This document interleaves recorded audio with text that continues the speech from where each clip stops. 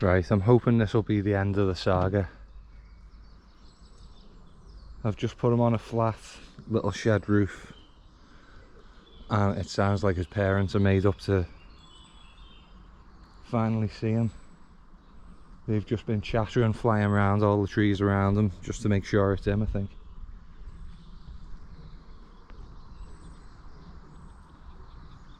But I kind of need to keep half an eye to him, because if he does go on the ground, he is very vulnerable to attack from cats. So I'm going to keep half an eye to him. I'm going out shopping with my mum at about 9 o'clock. It's about 7 o'clock now, so if he's not been moved in an hour or two, I'll get him back inside, make sure he's safe.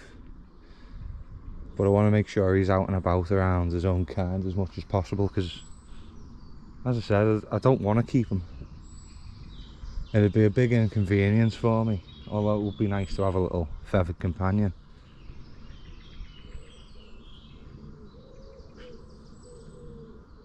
I'd show you him, but it gives away where I live a bit too much. He is still just sat over there and you can hear the chattering. So I'll keep you updated if anything changes. So it's day 2 of having the little magpie. As you probably saw in the last segment, I have tried to get him back to his parents, but it's 9:15. I'm going to be seeing my mum in 15 minutes. They haven't made any contact, but they did seem quite chattery and quite happy to see that he's still about. So I'm going to make sure that when I'm around home, I'm going to put him outside so that his parents can see him, so that he can make contact with him, so that he can continue being a magpie. Because I don't want him to get too comfortable around people. I do want him to be comfortable around his own kind. Because I do want him to fly the roost. I don't, as I keep saying, I really don't want him to stay.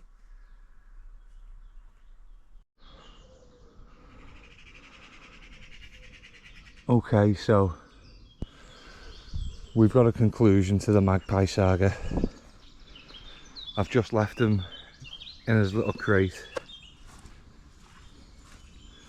and I left him just by that caravan, and he's heard his mum's call and he's hopped under the caravan. I don't want to disturb him.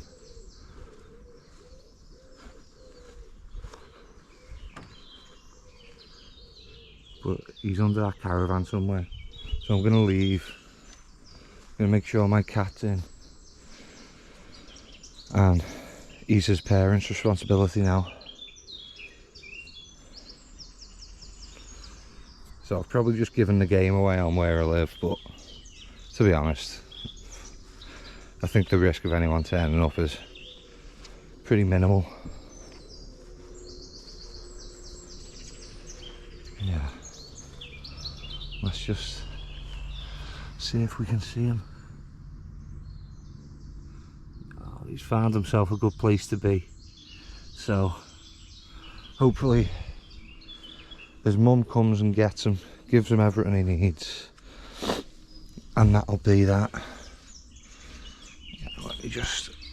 But this is something that I can show you in the meantime.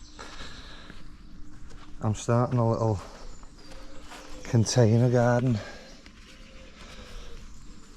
So here we've got some Romanesco cauliflower. They're very impressive looking, so I hope I can get a couple of those grown. I don't think that's enough space, but we'll see.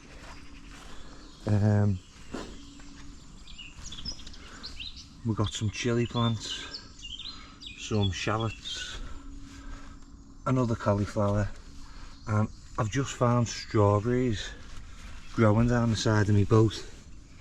I don't think this will work, but I've managed to get the root system. You can start from roots as far as I know. So I did plant normal strawberries in here, but if I can get some that are already started, that'll be a bonus.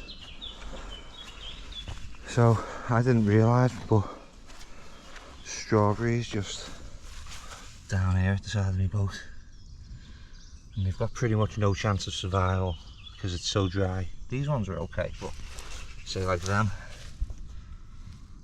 They're pretty withered. I'll maybe try and dig up their root system, soak it and then replant it.